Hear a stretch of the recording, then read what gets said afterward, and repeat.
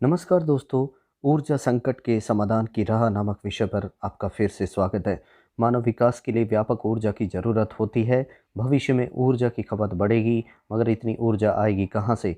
धरती पर कोयले और पेट्रोलियम के भंडार सीमित हैं। ये भंडार ज़्यादा दिनों तक हमारी ऊर्जा ज़रूरतों को पूरा नहीं कर सकते।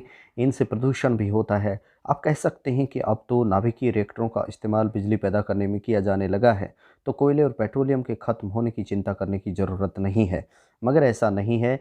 जिस यूरेनियम या थोरियम से नाभिकीय रिएक्टर में परमाणु क्रिया संपन्न होती है, उनके भंडार भी भविष्य में हमारी ऊर्जा ज़रूरतों के लिए बेहद कम हैं। और नाभिकीय ऊर्जा उत्पादन में रेडियोधर्मी उत्पाद भी उत्पन्न होते हैं, जो पर्यावरण और मनुष्य दोनों के लिए ही बेहद घातक हैं।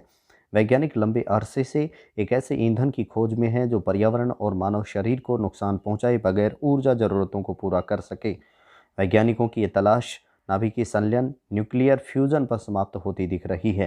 नाभिकीय संलयन प्रक्रिया ही सूर्य व तारों की ऊर्जा का स्रोत है। जब दो हल्के परमाणु नाभिक जुड़कर एक भारी तत्व के नाभिक का निर्माण करते हैं, तो इस क्रिया को नाभिकीय संलयन कहते हैं।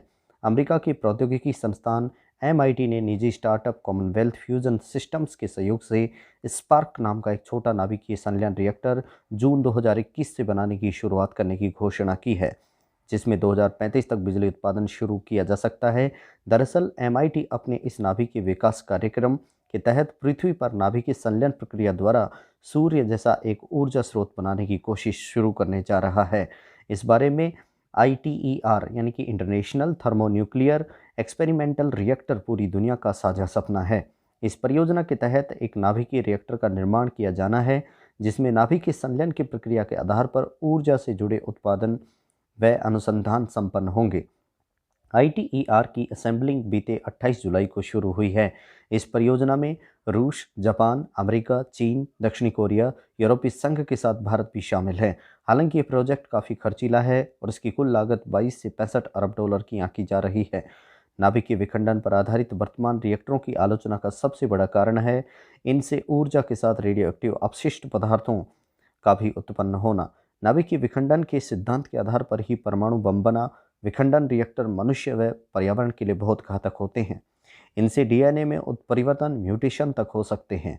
इससे पीढ़ी दर पीढ़ी आनुवंशिक दोषयुक्त संतानें पैदा हो सकती हैं।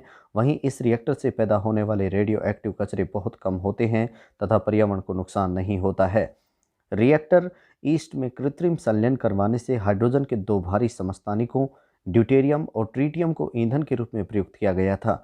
धरती के समुद्रों में ड्यूटेरियम काफ़ी मात्रा में मौजूद है, जबकि ट्रीटियम को लिथियम से प्राप्त किया जा सकता है, जो धरती पर पर्याप्त मात्रा में उपलब्ध है। इसलिए नाभिकीय संलयन के लिए ईंधन की कमी नहीं होगी। ड्यूटेरियम में एक न्यूट्रॉन होता है और ट्रीटियम में दो। अगर इन दोनों में टकराव होता है तो हीलियम का एक नाभिक बनता है, जिस प्रक्रिया में ऊर्जा मुक्त होती है। भविष्य में इस ऊर्जा का उपयोग टरबाइन को चलाने में किया जाएगा, जिसके फलस्वरूप बिजली उत्पादन शुरू किया जा सकेगा। संलयन के मूल में प्लाज्मा भौतिकी है। अत्यधिक तापमान पर इलेक्ट्रॉनों को नाभिक से अलग कर दिया जाता है और गैस प्लाज्मा बन जाती है। अविशिष्ट कणों से बना प्लाज्मा बहुत ही सूक्ष्म वातावरण है। सरल शब्दों में बहुत ही सूक्ष्म वातावरण के बारे में कहा जा सकता है कि जिसमें हम सांस लेते हैं। प्लाज्मा एक ऐसा वातावरण पैदा करते हैं जिससे हल्के तत्व फ्यूज हो सकें और वह ऊर्जा दे सकें। एक प्रयोगशाला में सफलतापूर्वक संलयन करवाने के लिए 3 शर्तें पूरी होनी चाहिए।